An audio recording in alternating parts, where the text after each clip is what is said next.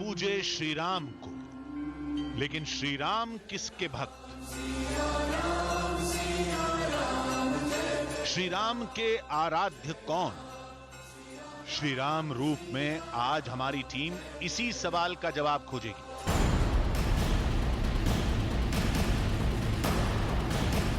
और जवाब से जुड़े साक्ष्य भी आपके सामने होंगे। दंडकारण्य का वो अद्भुत शिवलिंग जिसे श्री राम ने अपने हाथों से तराशा,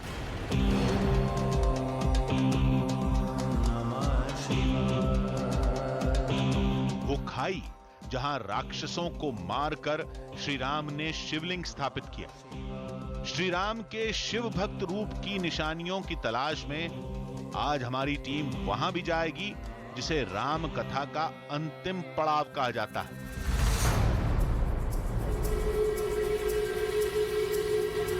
जो हिंदुस्तान के सबसे आखिरी छोर पर गहरे समुद्र के बिल्कुल बीच में है। रेत का वो शिवलिंग जिसे श्री राम ने अपने हाथों से तैयार किया। समंदर का वो किनारा जहां राम सेतु का पहला पत्थर रखा गया। भारत और श्रीलंका के बीच वो 8 टापू जिन्हें राम सेतु के अवशेष कहा जाता है। तैरते पत्थरों के चंद टुकड़े भी जिन्हें राम सेतु का हिस्सा बताया जाता है।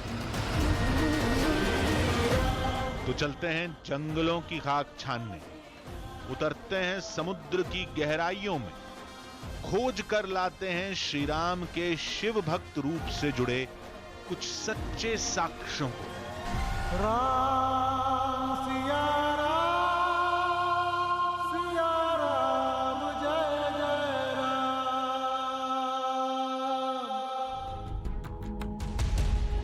श्री राम रूप शिवद्रोही मम भगत कहावा, सो नर सपने हो मोहि न भावा।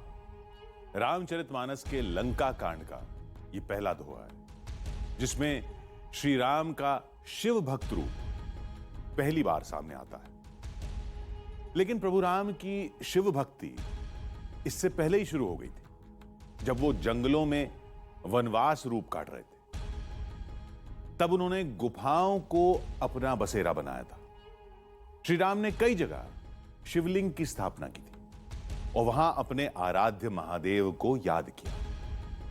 रामचरितमानस में उन जगहों के बारे में बहुत ही विस्तार से लिखा गया है। फिर क्या था, हमारी टीम उन जगहों की तलाश में जुट गई। काफी शोध के बाद 2 जगहों के बारे में पता चला। हमें बताया गया कि वहां आज भी पौराणिक काल के वो शिवलिंग मौजूद हैं जिनका नाता श्री राम से है।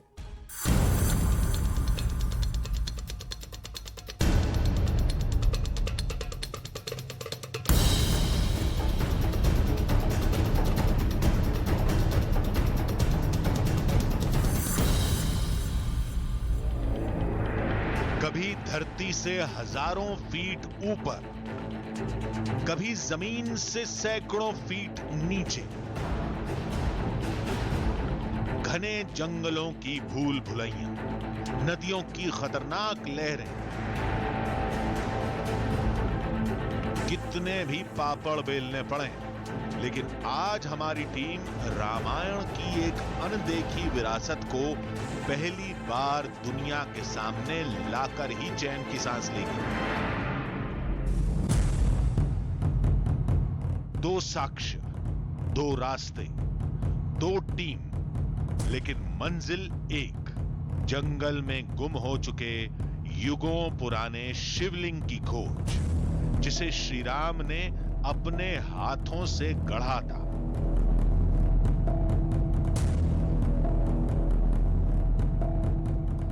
जानकारी के मुताबिक छत्तीसगढ़ के जंगलों में ऐसे 2 शिवलिंग, पहला बस्तर में है और दूसरा बीजापुर में। हमारी पहली टीम रामायण के समय के शिवलिंग की तलाश में बस्तर के लिए निकली। वहां तक केवल कुछ शोधकर्ता और आदिवासी ही पहुंच पाए। वो शिवलिंग पहाड़ की एक बेहद तंग और संकरी जगह पर है। कहते हैं वहां रामायण की और भी कई अनदेखी निशानियां हैं। अगर ये जगह वाकई इतनी पौराणिक है तो इसकी जानकारी आम लोगों को क्यों नहीं, जबकि दावे के मुताबिक उस शिवलिंग की खोज 1958 में ही हो गई थी। आज पहली बार रामायण की वो निशानी लोगों के सामने आएगी और इस काम को हमारी टीम अंजाम देगी। दिल में एक अजीब से खौफ के साथ हमारी टीम अंदर दाखिल हुई। पहला कदम रखते ही आंखों के सामने अंधेरा छा गया। न रोशनी की कोई किरण, न रास्ते का कोई अंदाजा। टॉर्च की रोशनी में गुफा की पहली झलक मिली। सब कुछ साफ साफ देख पाना मुश्किल था, लेकिन कुछ पत्थर दिखे थे जो इस अंधेरे में किसी हीरे की तरह चमक रहे थे।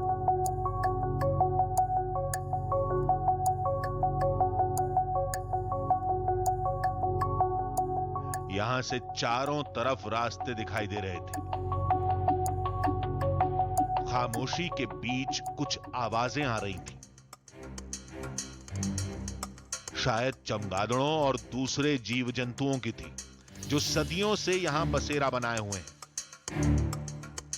आवाजों को अनसुना करके हमारी टीम आगे बढ़ी। आगे बढ़ते ही इन रंग बिरंगी चट्टानों को देखकर हम चौंक पड़े। तो आप जब ज़मीन के अंदर होते हैं तो कभी कभी आपको भ्रम होता है, आपकी आंखें धोखा खाने लगती हैं। ऑक्सीजन की कमी की वजह से आपके दिमाग के सोचने की कुव्वत जो है वो कम होने लगती है। और मुझे ऐसा ही लगा जैसे मेरी आंखों को धोखा हुआ है, क्योंकि मेरे सामने रंग बिरंगी लाइंस, ऐसा लग रहा था जैसे कोई रेनबो हो, जैसे कोई इंद्रधनुष हो, लेकिन असल में ये सारी लाइंस पानी के कटाव से बनती हैं। ये सब देखकर ख्याल आया कि कहीं ऐसा तो नहीं कि श्री राम की वो निशानियां भी पानी के कटाव का नतीजा हों। लेकिन अगले मोड़ पर यह गलतफहमी भी दूर हो गई। ऐसा लगा जैसे हम किसी विशालकाय कमरे में खड़े थे। मान्यता के मुताबिक यही वो जगह थी जहां वनवास के दौरान भगवान राम ने डेरा जमाया था। ये जो कहानी जुड़ी हुई है इन गुफाओं से कि भगवान राम यहाँ पर आते थे, भगवान राम का वास था वनवास के दौरान, और जब उनकी सेना लौट रही थी लंका पर विजय हासिल करने के बाद, तो पूरी वानर सेना इन्हीं गुफाओं में रुकी थी, इन्हीं गुफाओं में रही थी। और ये बहुत मुमकिन है क्योंकि यहाँ पर ज़मीन में इस तरह के कितने बड़े बड़े चेम्बर्स हैं हमको नहीं पता। किसी ने भी अभी तक इनको पूरी तरह से देखा नहीं है, मापा नहीं है, किसी को भी अंदाज़ा नहीं है कि आखिर ये गुफाएं कहाँ से कहाँ तक जुड़ी हुई है। क्योंकि कहा तो ये भी जाता है कि गुफा जगन्नाथपुरी से भी जुड़ी हुई है, लेकिन इतने बड़े बड़े चेम्बर्स यहाँ पर होना वाकई हैरानी में डालने वाला है, बहुत ही ज़्यादा हैरत अंगेज़ है। आगे का सफर चुनौतियों से भरा है।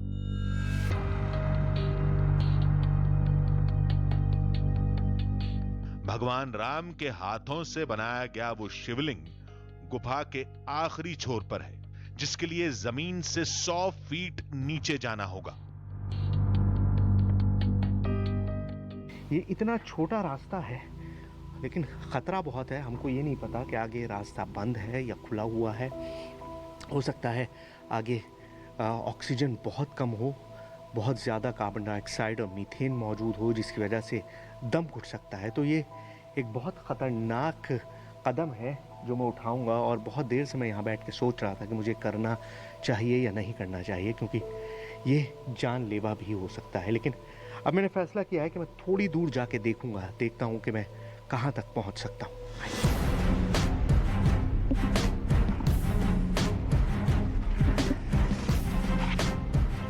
आगे जाना बहुत मुश्किल था।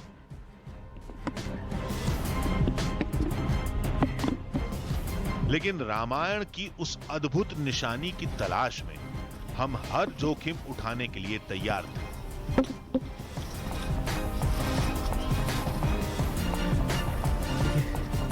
यहाँ पर आप सिर्फ लेट के गुजर सकते हैं, क्योंकि अगर आप उठ के जाने की कोशिश करेंगे तो दोनों तरफ जो पत्थर हैं आपके जिस्म को फाड़ के रख देंगे।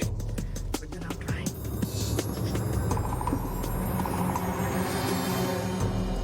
एक परेशानी खत्म हुई तो अगली मुसीबत सामने थी।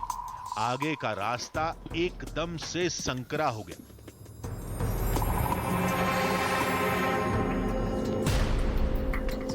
कई मिनट हम ऐसे ही खिसकते रहे। हमें अपने कैमरे की रिकॉर्डिंग भी रोकनी पड़ी।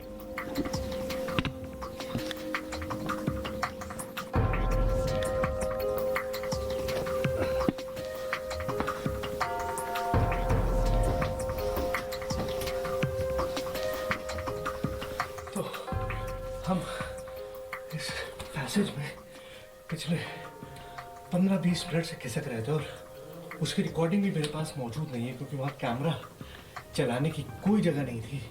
मेरे कैमरामैन कैमरा नहीं चला सकते थे।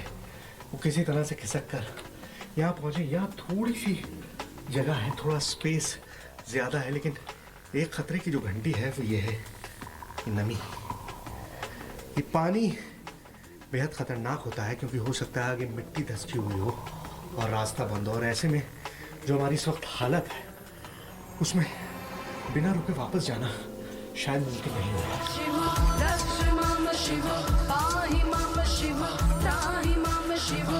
एक डर यह भी था कि अगर कैमरे की बैटरी खत्म हो गई तो गुफा के घुप अंधेरे के बीच हमारा लौटना नामुमकिन हो जाएगा। इसलिए हमें जल्दी से जल्दी उस अद्भुत शिवलिंग तक पहुंचना था। नमः शिवाय। आपने बर्फ से बने अलग अलग शेप्स देखे होंगे, पहाड़ देखे होंगे बर्फ के, लेकिन यहाँ पर ये जो कुछ बना हुआ है ये पानी और कैल्शियम की बदौलत है। और आपको ऐसा लगेगा जैसे किसी ने संगमरमर से मूर्तियाँ तराशी हैं। ताजमहल जैसा सफ़ेद संगमरमर है और उसको तराश कर ये शानदार कलाकृतियाँ तैयार की गई हैं, लेकिन ये सब बना है सिर्फ पानी की टपकती हुई बूंदों की वजह से। और उसने ये मायावी संसार तैयार किया है, एक ऐसा संसार जिसके बारे में हम सुनते तो हैं लेकिन जिसको हम कभी आंखों से नहीं देखते। और आज आप पहली बार अपनी आंखों से हिंदुस्तान की सबसे रहस्यमयी गुफाओं को देख रहे हैं।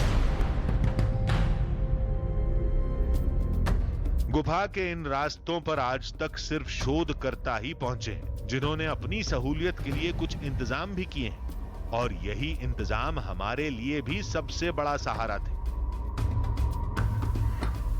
तो 15 से 20 फुट नीचे उतरने के बाद ये लोहे की सीढ़ी लगाई गई है, जिसके जरिए आप नीचे उतरते हैं। बहुत आसान बना दिया है। पहले रस्सी से उतरकर नीचे जाया जाता था, और इतना इनएक्सेसिबल रास्ता है कि आज भी मुझे नहीं लगता कि चंद लोगों के अलावा कोई भी इस गुफा में आ सकता हो। यहां बनी कुछ सीढ़ियां एक इशारा थीं कि हम सही रास्ते पर हैं। शायद इन्हीं रास्तों से होकर शोधकर्ता भी उस शिवलिंग तक पहुंचते होंगे। हमें बताया गया था कि शिवलिंग से पहले एक स्वागत द्वार दिखाई देगा। शिव शंकर शंभु महादेव, शिव शंकर शंभु महाकाल। उसी के बाद श्री राम के शिव भक्त रूप से जुड़ी दुनिया शुरू होती है। शायद हम वहां पहुंच चुके थे। शिवाय ओम नमः शिवाय ओम शंभु। तो ये स्वागत द्वार है। स्वागत द्वार यानी वेलकम डोर। और इस गुफा में जिस तरह से आपने देखा होगा मंदिरों के प्रांगण में दरवाजे के ऊपर एक झालर होती है जो चारों तरफ से उस दरवाजे को सजाती है, और उस झालर से होकर आप नीचे आते हैं। तो यहाँ देखिए ये उसी झालर का शेप है। बीच में एक पिलर है और उस पिलर के दोनों तरफ इस तरह की झालर लटकी हुई है। ये इस गुफा का स्वागत द्वार माना जाता है। माना जाता है कि देवताओं का स्वागत होता है इस स्वागत द्वार के ज़रिए। ये जो नेचुरल फॉर्मेशन है ये उस तरह से है कि यहाँ पर स्वागत के लिए एक अलग से दरवाज़ा बनाया गया है, जिससे देवता इसके अंदर आए और वापस उस तरफ जाएं जहाँ पर वो शिवलिंग रखा है, जिसे खुद भगवान राम ने अपने हाथों से स्थापित किया था। स्वागत द्वार से हम उस मोड़ पर पहुंचे जिसे भगवान राम का शयन कक्ष माना जाता है। एक बड़ा सा गलियारा एक पलंग जैसी आकृति, एक विशालकाय कुर्सी और चारों तरफ कुदरत की खूबसूरत सजावट। आपके सामने एक बहुत बड़ा शयन दिखाई दे रहा है, एक शैया दिखाई दे रही है, एक आराम कुर्सी दिखाई दे रही है, उसके ऊपर एक बहुत बड़ी सी मूर्ति दिखाई दे रही है। और नीचे अगर आप देखेंगे तो चारों तरफ आपको छोटी छोटी चीज़ें दिखाई देंगी इस तरह की। ये भगवान राम की वानर सेना है। भगवान राम इस गुफा में थे और उनकी वानर सेना उनके साथ यहीं पर मौजूद थी, और वो सभी वानर अभी भी यहाँ पर इन पत्थरों के रूप में मौजूद हैं। लेकिन आप इस पूरी जगह को देखेंगे तो आपको अंदाज़ा हो जाएगा कि इसकी भव्यता कितनी है। अब बारी थी रामायण काल से मौजूद उस अद्भुत शिवलिंग को पहली बार कैमरे में कैद करने की। दंग गलियारे में सांस लेना मुश्किल था। तभी हमारी सारी थकान दूर हो गई। वो शिवलिंग हमारी आंखों के सामने था।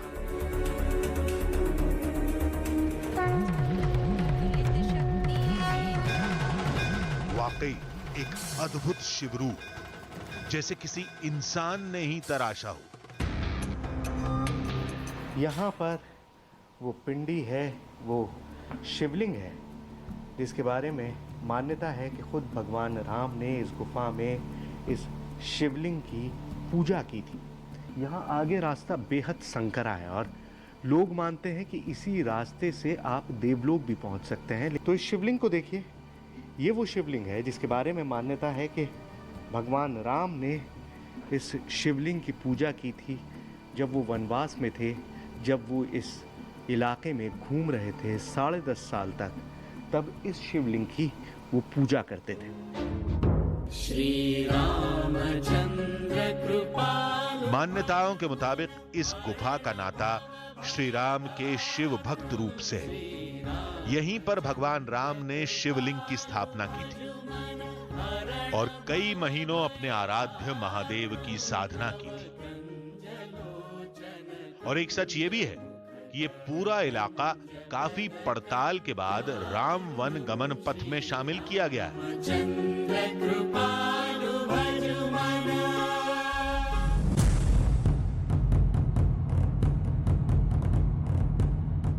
वहीं हमारी दूसरी टीम मंजिल की तलाश में जंगल को चीरते हुए बढ़ी जा रही थी। तलाश थी उस चमत्कारी शिवलिंग की जिसका नाता श्री राम के शिव भक्त रूप से है। रामायण की कहानी के मुताबिक वनवास के समय श्री राम ने दंडक वन में कई राक्षसों का वध किया था, लेकिन अद्भुत शक्ति की वजह से राक्षस बार बार जिंदा हो जाते। फिर अगस्त्य ऋषि के इशारे पर श्री राम ने राक्षसों को एक खाई में भरकर वहां एक शिवलिंग स्थापित कर दिया।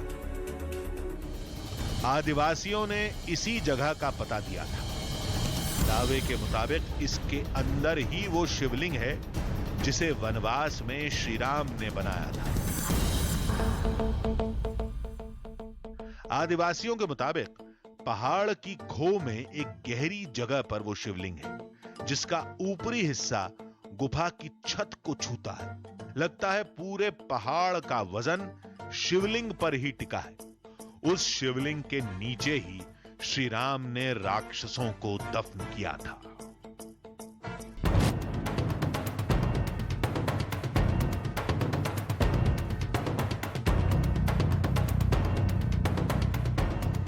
अब वो अद्भुत शिवलिंग और उससे जुड़ी श्री राम की कहानी हकीकत है या फसाना, ये जानने के लिए हमारी टीम गुफा के अंदर पहुंची।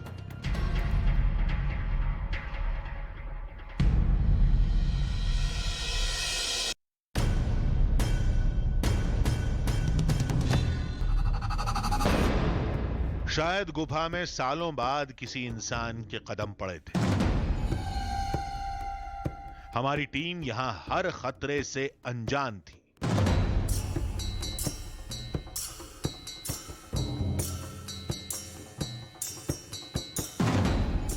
कहानी के मुताबिक इस जगह पर श्री राम ने कई खूंखार राक्षसों का वध किया था। फिर एक बहती जलधारा के पानी को लेकर शिवलिंग स्थापित किया था। अभी हम लोग इस गुफा के जिस चेंबर में पहुंचे वहां से पानी बह रहा है और आगे ये रास्ता पूरी तरीके से बंद है। कोई जलधारा यहाँ पर आ रही है, लेकिन ये जलधारा किस जगह से आ रही है, कहाँ से आ रही है, ये बिल्कुल दिखाई नहीं दे रहा। और हमारे साथ आए हुए लक्ष्मण दादा का कहना है कि अब उन्हें भी नहीं पता कि राम द्वारा बनाया गया वो शिवलिंग कहाँ पर है, जिसके चलते हुए अब इस गुफा में हम लोग किस रास्ते पर आगे बढ़े ये हमें समझ नहीं आ रहा है। हो सकता है इस पानी का नाता श्री राम से हो। अगर ऐसा है तो वो शिवलिंग यहीं कहीं आसपास होना चाहिए।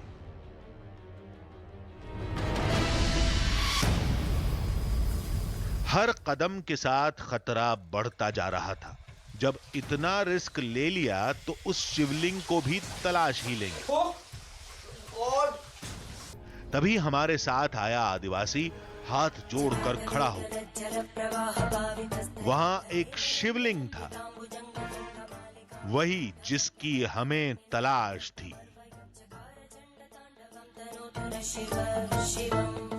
प्राचीन मान्यता के अनुसार यही वो युगों पुराना शिवलिंग है जिसे भगवान श्री राम ने नरपल्ली की इस गुफा के अंदर बनाया था। अगर इस शिला को हम ठीक तरीके से देखें तो इस शिला हमें हूबहू एक शिवलिंग की तरह दिखाई देती है। मान्यता है कि इस शिला को काटकर भगवान श्री राम ने राक्षसों की हड्डियों के ऊपर इस शिला को रख दिया, इस शिवलिंग को रख दिया और उसके ऊपर इस गुफा की निर्मित कर दी। आकार, रंग, रूप बिल्कुल वैसा जैसा हमें बताया गया था। मान्यता के मुताबिक इसे श्री राम ने स्थापित किया था।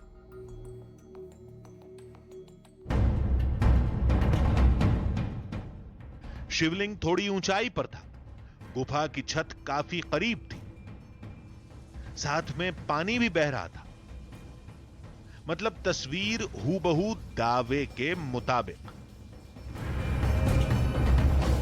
जो भी प्राचीन शिवलिंग प्राकृतिक गुफाओं के अंदर या प्राकृतिक स्थान पर होते हैं, उनके ऊपर से एक प्राकृतिक जलधारा जरूर बहती है। यहाँ पर भी ठीक उसी तरीके से नजारा हमें दिखाई दे रहा है। शिवलिंग के ऊपरी तरीके हम देखेंगे तो गुफा के रूप से एक प्राकृतिक जलधारा यहाँ पर बह रही है। साथ ही इस गुफा का जो रूफ है वो रूफ पूरी तरीके से शिवलिंग के ऊपर टिका हुआ है, ताकि इस शिवलिंग को कोई यहाँ से हटा ना सके या हिला ना सके। और इस शिवलिंग को लेकर भी यही मान्यता है कि यह शिवलिंग राक्षसों की हड्डियों के ऊपर श्री राम ने स्थापित किया है और इसे इस तरीके से श्री राम ने बनाया था कि कभी इस शिवलिंग को कोई हटा ना सके और ये राक्षस फिर से जिंदा ना हो सके। अगर कोई इसे महज कहानी मानता है तो उसे इस सवाल का जवाब भी ढूंढना होगा कि ये जगह, शिवलिंग का आकार रामायण की कथा के मुताबिक क्यों है। श्री राम से जुड़ी आस्था यही कहती है कि इस शिवलिंग का नाता कभी न कभी रामायण के समय से जरूर रहा है।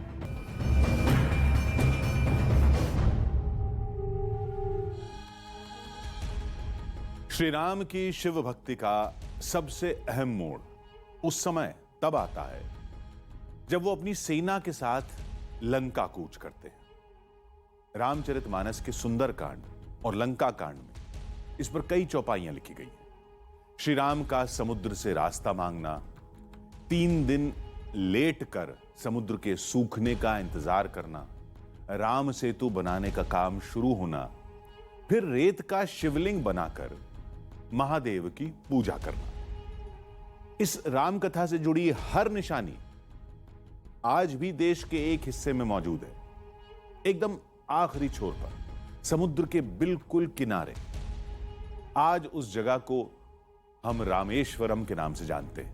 कहते हैं वहां आज भी रेत के उस शिवलिंग के साक्ष्य मिलते हैं जिसे श्री राम ने लंका से लौटने के बाद बनाया था।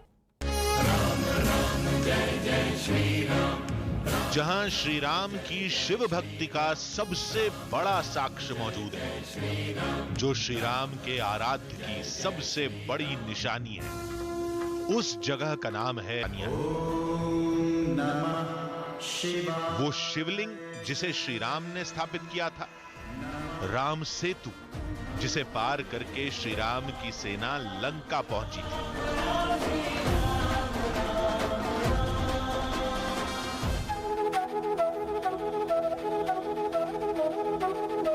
रामनाथपुरम में एक जगह है जिसका रामायण से गहरा नाता रहा।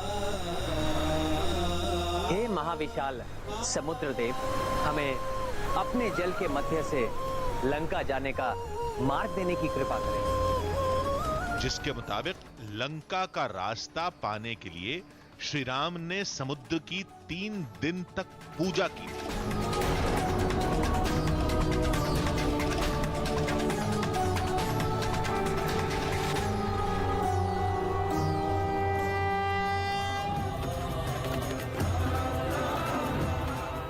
कहते हैं त्रेता युग में वो पूजा इसी जगह पर की गई थी।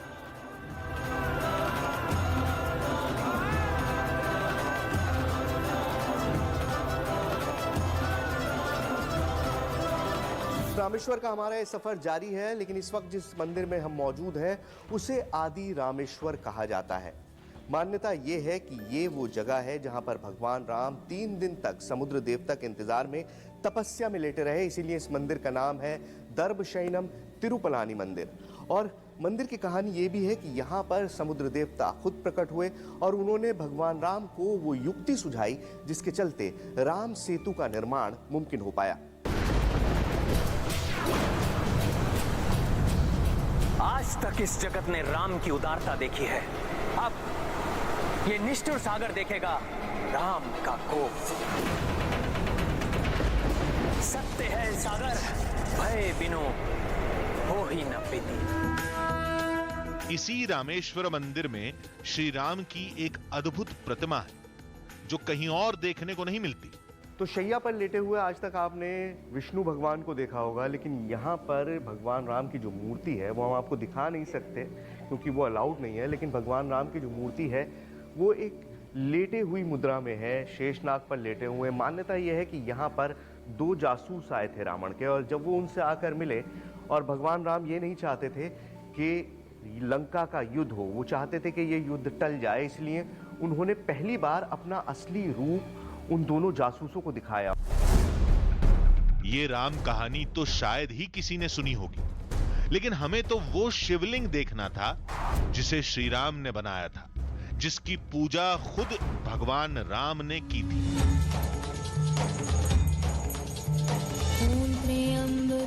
साथ ही राम सेतु को भी पहली बार दुनिया के सामने लाना था।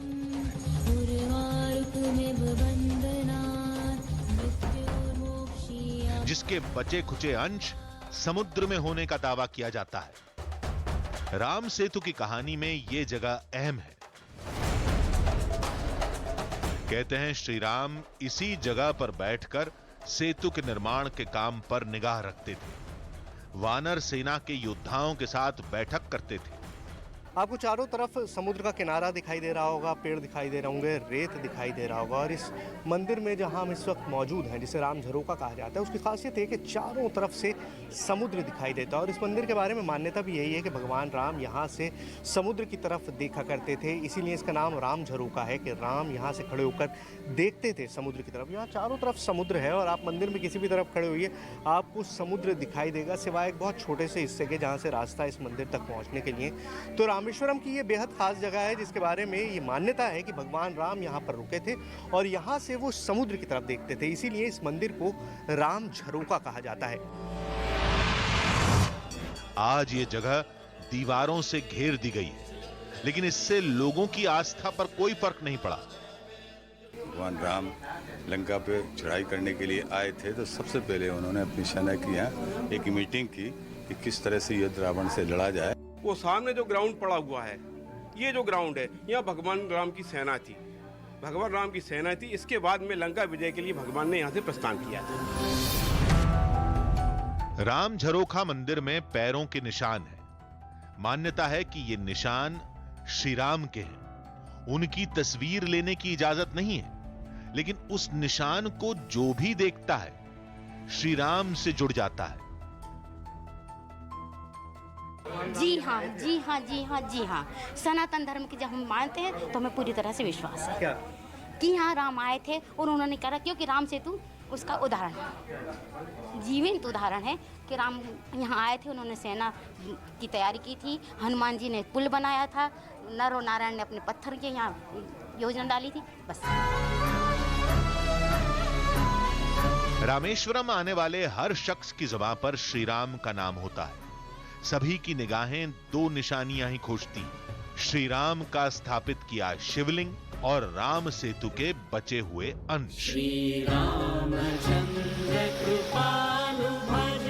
अब हमारी टीम रामेश्वरम में थी, जहां युगों पहले श्री राम की सेना ने कई दिनों तक पड़ाव डाला था और यहीं पर श्री राम का शिव भक्त रूप सामने आया था।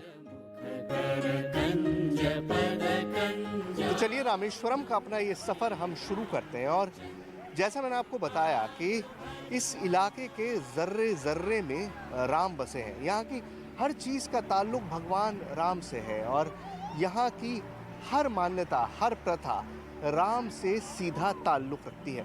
इस वक्त जिस जगह पर हम खड़े हैं उसे अग्नि तीर्थम कहा जाता है और यहाँ पर स्नान करने के बाद ही मंदिर में दर्शन के लिए जाया जाता है। मान्यता है कि आज रामेश्वरम में जहां ये रामनाथ स्वामी मंदिर है, रेत का शिवलिंग यहीं बना था।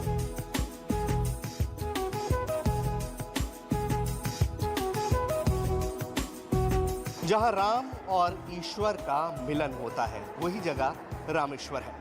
और इस कॉरिडोर की भव्यता और यहाँ की कलाकृति देखकर आपको अंदाजा हो गया होगा कि हम मौजूद हैं रामेश्वर धाम में। रामेश्वर यानी वो जगह जहाँ पर भगवान राम बहुत लंबे समय तक रुके थे। रामेश्वर यानी वो जगह जहाँ रावण के वध के बाद वो लौटे थे और शिव की पूजा की थी।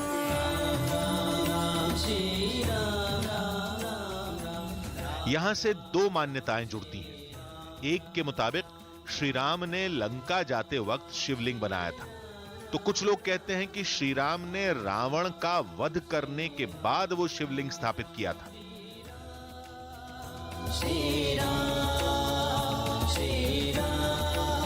राम जी लंका जाके रावण के पास युद्ध में रावण को जीत के रामेश्वर को आया था।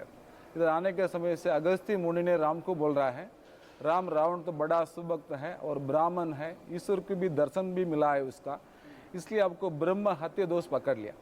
वो हटाने के लिए आप शिवलिंग पूजा करने का ऐसा राम जी अगस्त्य मुनि ने राम जी के पास वचन दिया है। उस शिवलिंग को देखना एक अद्भुत एहसास होगा, लेकिन हमारी टीम ऐसा करने में नाकाम रही। रामनाथ स्वामी मंदिर के नियम कैमरा ले जाने की इजाजत नहीं देते, शिवलिंग की तस्वीर लेने की अनुमति नहीं मिली, लेकिन हम उस जगह पहुंचने में कामयाब रहे जो किसी आश्चर्य से कम नहीं। रामनाथ स्वामी मंदिर में 22 तीर्थ कुंड हैं, जिनका पानी बेहद मीठा होता है। समुद्र के किनारे मीठा पानी मिलना हैरत में डाल सकता है, लेकिन राम भक्तों के लिए इसमें कोई हैरानी की बात नहीं, क्योंकि इस कुंड की कहानी श्री राम के ब्रह्म हत्या पाप की मुक्ति से जुड़ती है।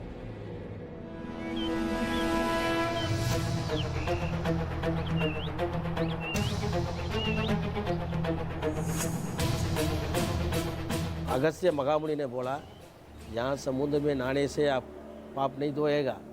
गंगा तीर्थ में, यमुना तीर्थ में, गया तीर्थ में सारे पवित्र जल में स्नान करके आप लोग शिव जी का स्थापना पूजा करने से तुम्हारा पाप दोष सब निकल जाएगा। दावा किया जाता है कि इन कुंडों में सभी 22 तीर्थों का पानी है जो रामायण काल से मौजूद है। अब सवाल यह खड़ा होता है कि सारे तीर्थ यहां से सैकड़ों मील दूर हैं, फिर रामेश्वरम तक पानी पहुंचा कैसे? इसका जवाब वाल्मीकि रामायण में मिलता है। इसके लिए अगस्त्य ऋषि ने भगवान राम को एक युक्ति सुझाई। कहा कि जमीन पर नाम लेके बाण छोड़िए, गंगा का नाम लेके गंगा का बाण छोड़िए, यमुना का नाम लेके यमुना का बाण छोड़िए, और जो जो बाण आप छोड़ते जाएंगे वो पानी यहाँ पर उत्पन्न होता रहेगा। और इसी तरह यहाँ पर 22 कुंड स्थापित हो गए। रामेश्वरम की हर कहानी श्री राम से जुड़ती है। अब बारी थी श्री राम से जुड़े सबसे बड़े साक्ष्य, राम सेतु को कैमरे में कैद करने की।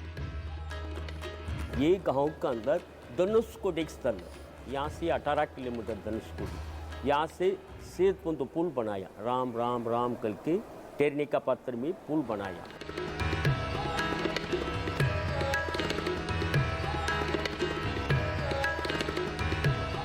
राम सेतु की तलाश में हमारी टीम रामेश्वरम से 18 किलोमीटर दूर धनुषकोडी की तरफ बढ़ी।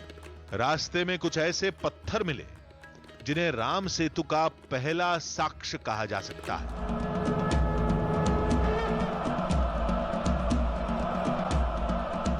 ये पत्थर अब करीबन कुछ नहीं तो ये 1.5 से 2 किलो के वजन का है, अच्छा वजन है।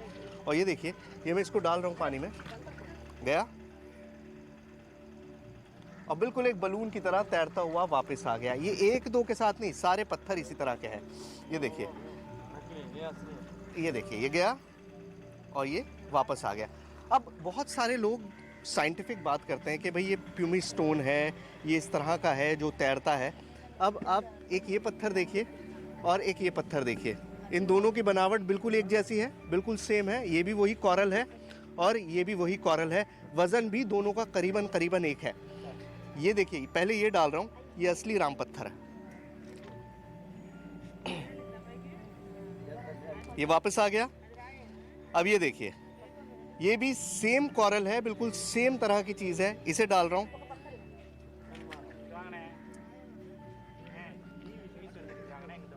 गायब। ये वो वाला है जो हमने पहले डाला था और दूसरा वाला निकाल, ये रहा पानी के अंदर। ये देखिए, ये रहा। तो ये राम सेतु के पत्थर हैं यहाँ पर, और इससे बहुत बड़े बड़े पत्थर अभी हम आपको दिखाएंगे जब हम धनुषकोडी जाएंगे, वो जगह जहाँ से राम सेतु को बनाना शुरू किया गया था। ये शुरुआत है, अभी बहुत कुछ बाकी है। आइए। आज पहली बार राम कथा की सबसे बड़ी निशानी, वो राम सेतु किसी टीवी कैमरे में कैद होने वाला था।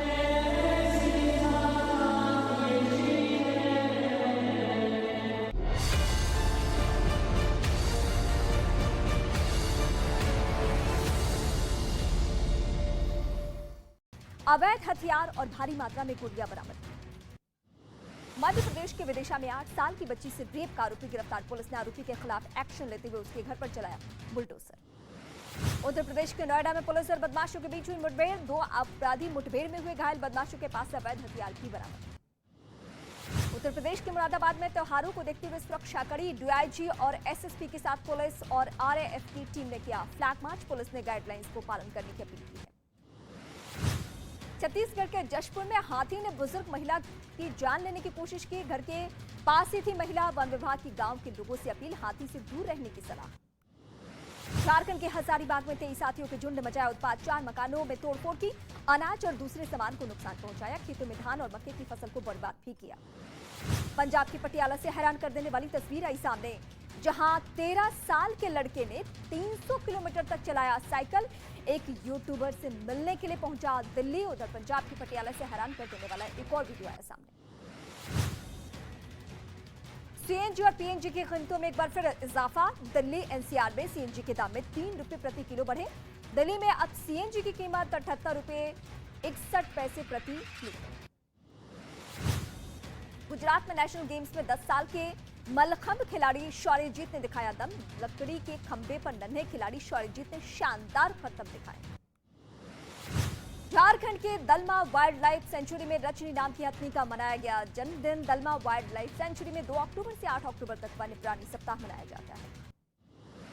देश में बीते 24 घंटे में मिले कोरोना के 2797 नए केसेस। 3884 मरीज हुए ठीक। देश में पॉजिटिविटी रेट घटकर हुआ 1.05%।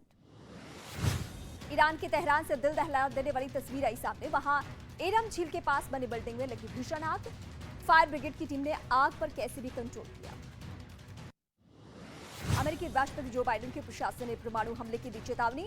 बाइडेन प्रशासन ने कहा कि रूस के राष्ट्रपति पुतिन यूक्रेन में छोटे परमाणु हथियार तैनात कर सकते हैं। महसा अमीनी की मौत पर इमरान सरकार का दावा, मारपीट से नहीं बीमारी की वजह से हुई मौत। सरकार ने महसा अमीनी का वीडियो भी जारी किया। 13 सितंबर का बताया जा रहा है ये वीडियो। महाराष्ट्र के नासिक में हुए हादसे में 11 लोगों की मौत, 21 घायल। पीड़ितों का नासिक के अस्पताल में चल रहा है इलाज।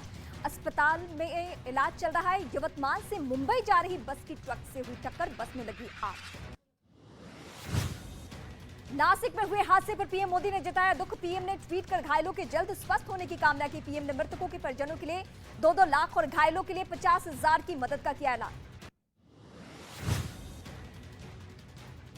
नासिक में हुए हादसे में मारे गए लोगों के परिवार के लिए आर्थिक मदद का ऐलान। सीएम एकनाथ शिंदे ने मृतकों के परिजनों को 5-5 लाख के मुआवजे की घोषणा की।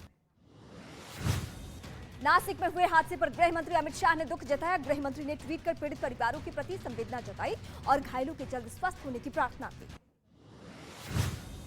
भारतीय वायुसेना आज मना रही है 90वां स्थापना दिवस। चंडीगढ़ एयरफोर्स स्टेशन पर शानदार कार्यक्रम का आयोजन, जवानों ने की परेड। एयरफोर्स डे पर वायुवीरों ने दिखाई कर्तव्य। हेलीकॉप्टर ने रुद्र फॉर्मेशन में भरी उड़ान। वायुसेना की नई कॉम्बैट यूनिफॉर्म लॉन्च करेंगे वायुसेना प्रमुख। एयरफोर्स डे पर पीएम मोदी ने ट्वीट कर शुभकामनाएं दी। पीएम ने लिखा कि एयरफोर्स ने दशकों तक अद्भुत कुशलता के साथ काम किया, उन्होंने देश की रक्षा की। पीएम मोदी ने एक वीडियो भी ट्वीट किया है आज इस मौके पर। उत्तराखंड के पिथौरागढ़ में हुई भारी बर्फबारी, लगातार बर्फ गिरने से वहां का तापमान माइनस में पहुंचा, लोगों की बड़ी परेशानी। महाराष्ट्र के अहम बारिश में बढ़ी समस्याएं। विंचराना नदी का बढ़ा जलस्तर, पानी में डूबे पुल और सड़कें, संचार सेवाएं ठप। आंध्र प्रदेश के नंदाल में कई इलाकों में भरा पानी। कुंदू नदी में उफान की वजह से लोगों की बड़ी परेशानी। मुंबई में भारी बारिश की वजह से जलभराव की स्थिति। हिंदमाता इलाके में भारी बारिश की वजह से सड़कें दरिया में तब्दील, घरों के बाहर खड़ी गाड़ियां डूबी नजर आई। दिल्ली एनसीआर में और भी बारिश की वजह से मौसम का रुख बदल चुका है। मूसलाधार बारिश की वजह से सड़क पर कम ही दिख रही हैं गाड़ियां। राजस्थान के बारा में बारिश की वजह से गिरा एक मकान, एक महिला की मौत, 3 घायल। अधिकारियों ने परिवार को आर्थिक मदद का भरोसा दिया। उत्तराखंड के पौड़ी गढ़वाल में तेज रफ्तार कार नदी में जा गिरी, जिसके बाद कार सवार पानी के तेज बहाव में फंस गया। एसडीआरएफ की टीम ने कार सवार को सैलाब से बाहर निकाला। उत्तर प्रदेश के फतेहपुर में तेज बारिश की वजह से गिरी दीवार, हादसे में 3 साल के बच्चे समेत 2 लोगों की मौत। हादसे पर सीएम योगी ने जताया दुख। उत्तर प्रदेश के बस्ती में बारिश की वजह से सरयू नदी में उफान, कई गांव बाढ़ की चपेट में आए, राहत सामग्री लोगों तक पहुंचाई गई। उत्तर प्रदेश के बहराइच में बारिश ने बढ़ाई मुश्किलें, हाईवे पर बने पुल का एक हिस्सा धंसा, दोनों और गाड़ियों की लंबी लंबी कतारें। आज असम के दौरे पर गृह मंत्री अमित शाह और बीजेपी अध्यक्ष जेपी नड्डा बेलटोला में सुबह 10:30 बजे पार्टी कार्यालय का करेंगे उद्घाटन। पूर्वोत्तर राज्यों के मुख्यमंत्रियों के साथ एक बड़ी बैठक भी करेंगे अमित शाह। लालू प्रसाद यादव और उनके परिवार की बड़ी मुश्किलें, जमीन के बदले नौकरी मामले में सीबीआई ने लालू यादव और उनके परिवार के खिलाफ चार्जशीट दाखिल की है। कुल 16 लोगों को बनाया गया है इसमें आरोपी। आरएसएस प्रमुख मोहन भागवत ने जाति और वर्ण व्यवस्था पर दिया बयान। नागपुर में मोहन भागवत ने कहा कि वर्ण और जाति की व्यवस्था अतीत की बात है, जिन्हें भुला देना चाहिए। शिवसेना के चुनाव चिन्ह को लेकर ये मामला अब आगे पहुंच चुका है। उद्धव ठाकरे चुनाव आयोग के सामने रखेंगे ये नया इंडिया, नए नजरिए का इंडिया, जहां लोगों का नंबर 1 भरोसा बनता है वो, जो उनके मुद्दे, उनकी आवाज निडर होकर उठाता है। लोगों की नंबर 1 पसंद बनता है वो, जो सिर्फ रफ्तार नहीं जिम्मेदारी पर भी विश्वास रखता है। देश का नंबर 1 न्यूज चैनल बनता है वो, जो देश हित और जनहित दोनों को सर्वोपरि समझता है। न्यूज 18 इंडिया, नए इंडिया का नया नंबर 1 न्यूज चैनल।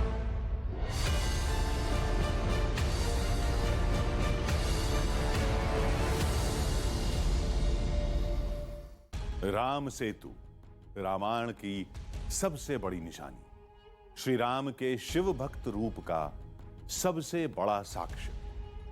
आप में कई लोगों ने राम सेतु की कहानी कई बार सुनी होगी, लेकिन उसे शायद ही कभी देखा होगा। रामचरितमानस हो या रामायण, श्री राम से जुड़े हर किस्से में राम सेतु का जिक्र है। अगर राम सेतु इतना अहम है तो उसके साक्ष्य कहां हैं उसकी निशानियां? कई जानकारों से बात करने के बाद पता चला कि रामेश्वरम में धनुषकोडी से आगे श्रीलंका के करीब उस राम सेतु के अवशेष आज भी देखे जाते हैं। रामेश्वरम से धनुषकोडी का सफर राम सेतु की कल्पना में ही खत्म हो गया। उस पौराणिक साक्ष्य को देखने का रोमांच बढ़ता जा रहा था। उपग्रह से मिलने वाली इस तस्वीर को हम अक्सर देखते हैं, जिसमें तमिलनाडु के धनुषकोडी और श्रीलंका के मन्नार के बीच पतली रेखा दिखती है। कहते हैं ये पतली सी रेखा ही राम सेतु है, जिसे एडम्स ब्रिज भी कहते हैं। गूगल मैप के मुताबिक वो पतली रेखा 8 टापुओं की है, जो धनुषकोडी और श्रीलंका के बीच समुद्र में पाए जाते हैं। इन टापुओं को राम सेतु का अवशेष बताया जाता है। आज बरसों पुरानी पहेली सुलझने वाली थी। आज हमारी टीम समुद्र में उस जगह जाएगी जिसे राम सेतु कहा जाता है, और इसके लिए हमें पहुंचना था धनुषकोडी।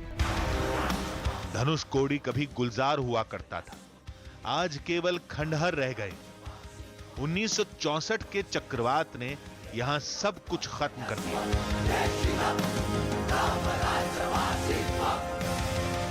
तो धनुषकोडी का जो ये नज़ारा आज आप देख रहे हैं, चंद साल पहले तक ऐसा बिल्कुल नहीं था। जैसे मैंने आपको पहले भी बताया कि यहाँ पर रोड नहीं हुआ करता था। ये रोड अभी कुछ साल पहले ही बना है, लेकिन ऐसा नहीं है कि शहर में बसावट नहीं थी। शहर में बसावट तो युगों से है, और 1964 से पहले तक तो यहाँ पर एक ट्रेन भी आती थी। पंबन से रामेश्वरम आने वाली ट्रेन यहाँ पर आती थी, और यहाँ जो आपको खंडर दिखाई दे रहा है, ये वो रेलवे स्टेशन हुआ करता था जहाँ पर वो ट्रेन आकर रुका करती थी।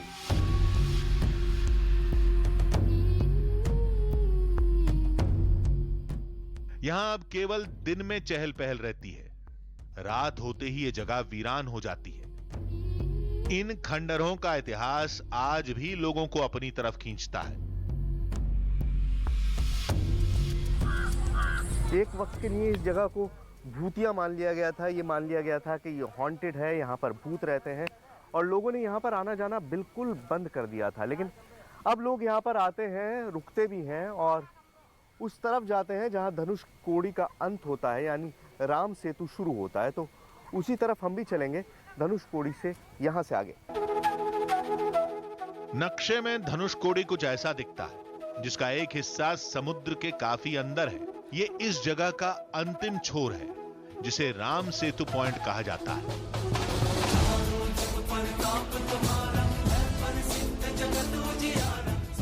दावे के मुताबिक राम सेतु पॉइंट पर ही सेतु का पहला पत्थर रखा गया था। जय श्री राम। श्री रामचंद्र कृपालु। जब राम लंका विजय से लौटे तो इस जगह पर तीर मारकर सेतु को तोड़ दिया था।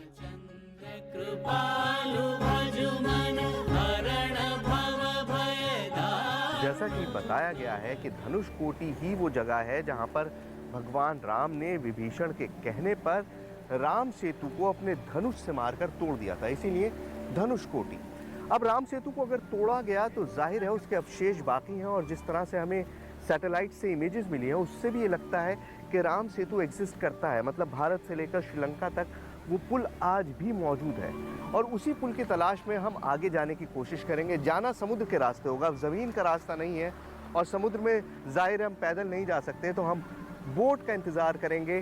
कोस्ट गार्ड से हम लोग बात कर रहे हैं और भी कोशिश कर रहे हैं कि किस तरह से हम आगे जा सकते हैं और आपको वो राम सेतु दिखा सकते हैं जो आज तक आपने टेलीविज़न पर नहीं देखा होगा। पानी में चलना बहुत मुश्किल काम होता है। आप देखिए क्या कोशिश की जा रही है।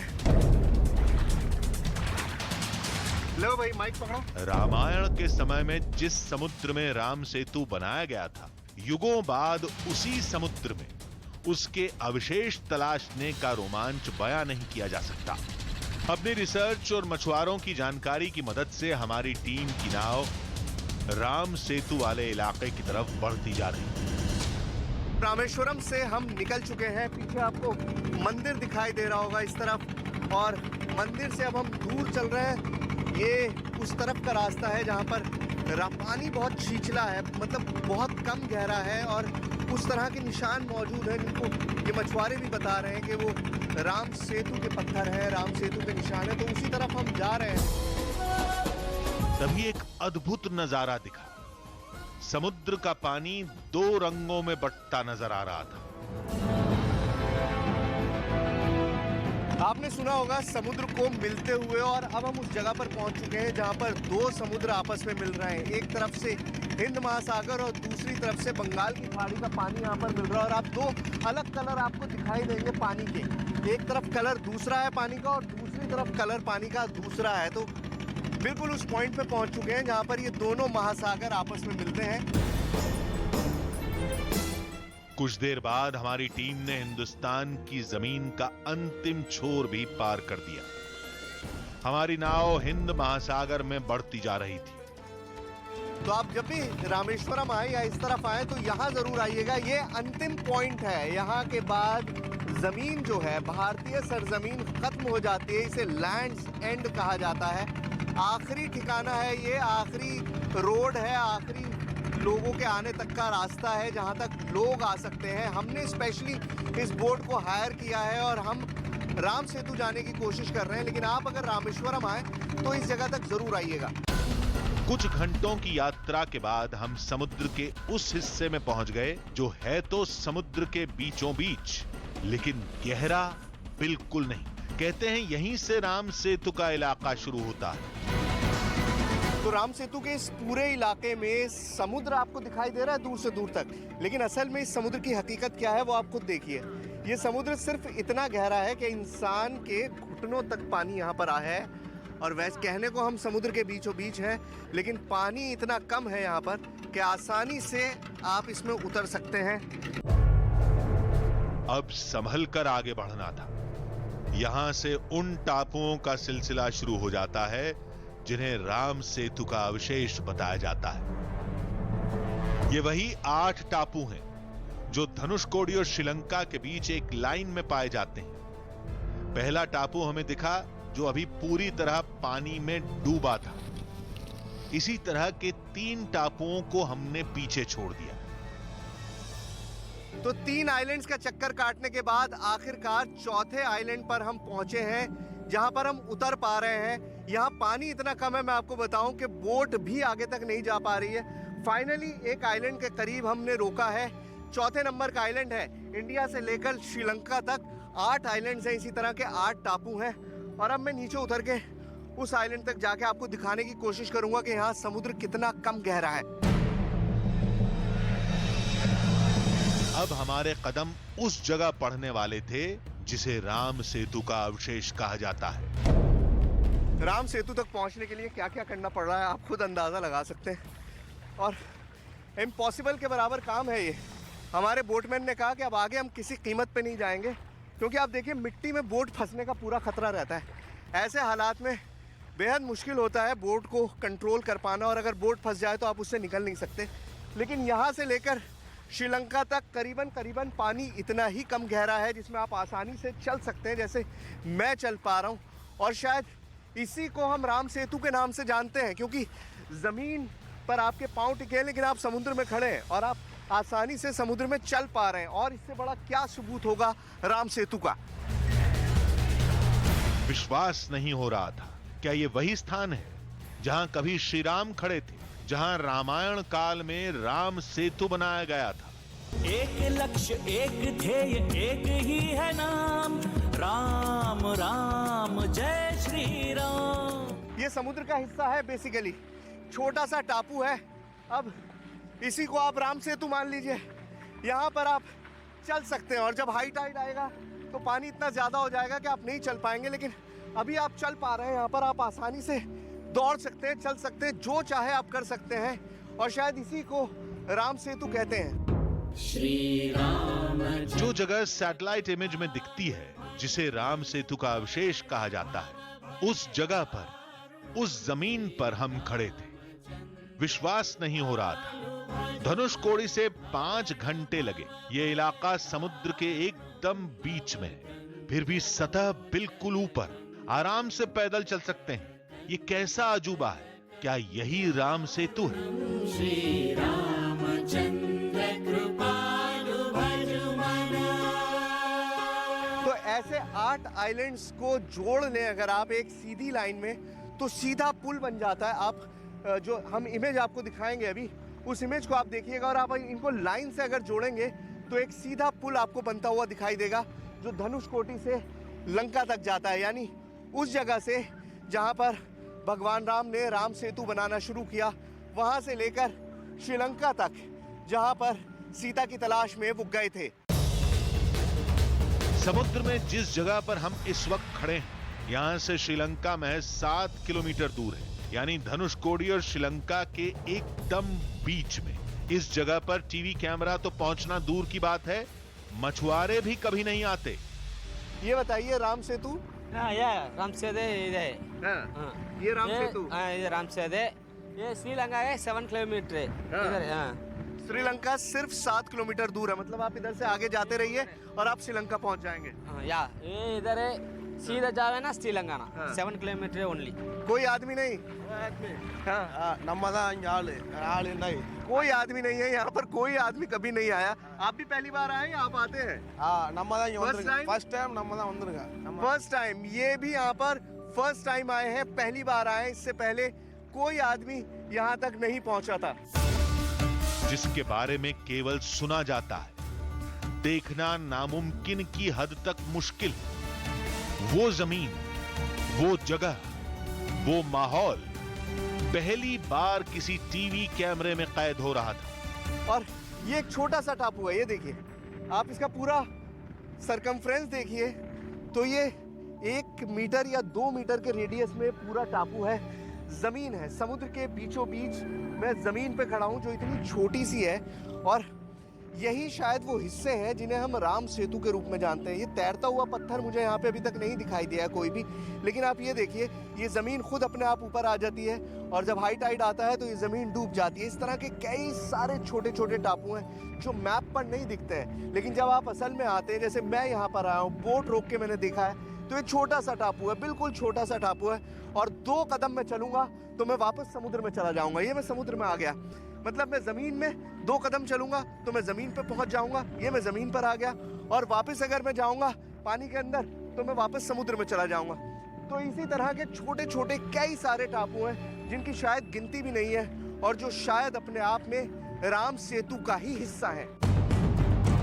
रामायण में लिखा है कि सेतु बनाने के लिए समुद्र देवता ने इस इलाके में अपनी लहरों को कम कर दिया था ताकि पत्थर एक जगह पर टिक सके। यहां आज भी लहरों की रफ्तार बाकी समुद्र के मुकाबले बेहद कम रहती है। राम सेतु के आसपास जो समुद्र है उसकी सबसे बड़ी खासियत यह है कि एक तो गहराई बहुत कम है, और दूसरा इसी वजह से शायद लहरें देखिए आप, बहुत छोटी छोटी लहरें होती हैं। आपने अगर समुद्र की लहरें देखी होंगी तो बड़ी बड़ी लहरें होती हैं, बहुत तेज बहाव होता है, लेकिन यहाँ पर हम बिल्कुल बीच रास्ते में हैं, मतलब यहाँ से चंद किलोमीटर की दूरी पर श्रीलंका है। अगर हम अपनी बोट को लेके जाएं आगे, जाहिर है हमारे पास कोई वीज़ा नहीं है इसलिए हम ऐसा करेंगे नहीं, वरना 5-6 किलोमीटर 7 किलोमीटर की दूरी पर इस वक्त श्रीलंका है। और आप लहरें देखिए, इन लहरों में कोई उफान नहीं है, और ये मान्यता यही है कि क्योंकि श्री राम ने समुद्र देवता को आदेश दिया था कि आप यहाँ पर शांत स्वभाव में रहेंगे, और वो समुद्र आज भी शांत स्वभाव में। इन लहरों को आप लहरें भी क्या कहेंगे, ये देखिए। समुद्र का यह हिस्सा राम सेतु का अवशेष है या नहीं, इसको लेकर 2 मत हैं। पहला मत आस्था से जुड़ा है, जो इसे राम सेतु मानता है, और दूसरा मत विज्ञान के तर्क से जुड़ा है, जो इसे प्रकृति की बनावट का नायाब नमूना मानता है। राम सेतु के वजूद से जुड़े इन दोनों पक्षों में बहस आज भी जारी है। हिंदुस्तान के धनुषकोडी और श्रीलंका के मन्नार के बीच समुद्र की गहराई में अचानक सतह यहां इतनी ऊपर क्यों है? विज्ञान आज भी इस सवाल का जवाब ढूंढने में लगा है, लेकिन मान्यता यही है कि ये राम सेतु के ही अवशेष है। ये रामायण की सबसे बड़ी निशानी है, और इस साक्ष्य को किसी वैज्ञानिक पड़ताल की जरूरत नहीं। अगले एपिसोड में ऐसी ही कुछ नई कहानियां, नई तस्वीरें, नए सबूत और श्री राम का एक नया रूप लेकर आपके सामने होंगे। वो रूप जिसकी कहानियां आपने सुनी जरूर होंगी, लेकिन उसके साक्ष्य देखे नहीं होंगे।